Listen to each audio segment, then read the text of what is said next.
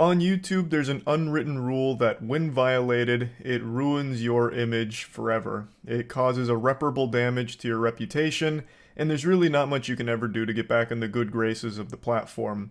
That is abusing the copyright takedown system. It's basically a 10 commandment that, when broken, is a cardinal sin that banishes you straight to the shadow realm in the eyes of everyone who uses YouTube. But first, I do need to say something. This is kind of cursory. I want to get this off my chest. This is the first, I've said it on locals, but I will say it here. And because I know that a lot of people are kind of clamoring, there's some scuttlebutt on Twitter and you know, the law tubes and whatnot. So I'm going to say it here publicly because I guess I'll say it once and then just kind of get it done. There's kind of these people that are, you know, there's the lawyers on YouTube, and then there's the people that are adjacent to the lawyers on YouTube.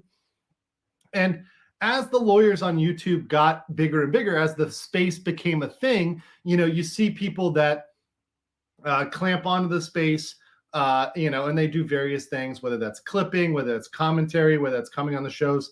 And so there's developed this weird, like, I hate the word law tube, but let's just call it law tube adjacent space, right? That exists. And look, that's great. If people can grift on that, good for them, make money. I'm all pro capitalism. But I think the weird thing is that people expect us lawyers on the internet to be responsible for this weird adjacent space. And we're really not. It's not ours. We don't own it. They're not. Nobody's our bitch, and everybody is free to make their own decisions, good and bad. So when stuff happens in that space, I think they turn to us like, "What are you guys going to do about it?" And we're like, "We don't have to do anything about it. Like, that's your own fucking personal responsibility." So to be very clear here, I know that there's a lot of stuff going on right now with potential copyright strikes. There's a lot of accusations. There's a lot of clout chasing. And people are saying, "Hey, Andrew, do you have comments on this?" And my take is the same take I've always had. And I'm happy to repeat it because some people want me to repeat it, and I'm happy to repeat it, which is a few things, a few general rules, which is I don't believe in copyright striking in general for anybody. I don't give a shit if you're the largest channel, you're the smallest channel. I mean, I don't care if you've got 1 sub or 1 million, and I don't really care what the reason is. If you put it out there on the internet, you put it out there on the internet.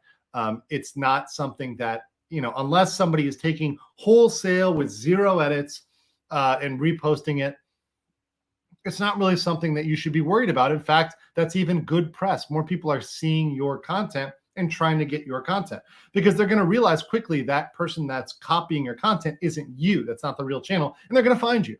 So I really don't think that's a smart thing to do.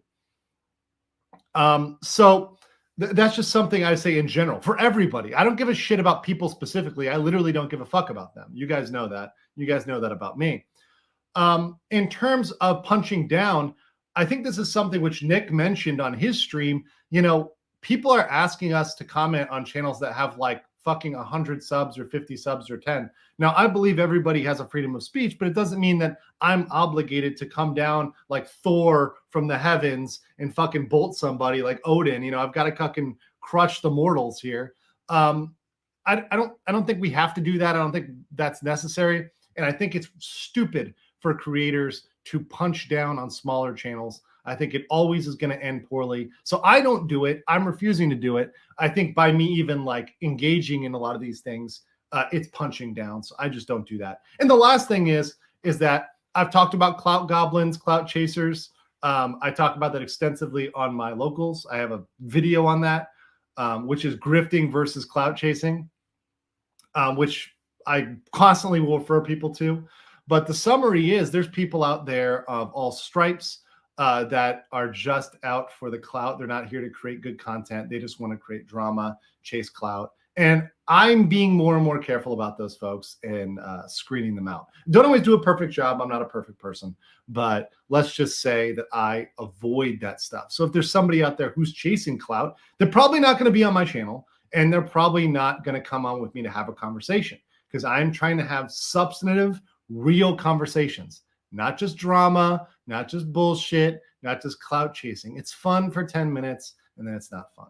So that's my position on it, guys. That can be clipped, and that can apply to anybody in any situation forever. I'm not changing those opinions unless there's some sort of new fact or something else that comes out that changes the reality of the world. But that's just the way things are. So that being said, that's my thought on all of that. Love you all. And appreciate all of you that reach out to me.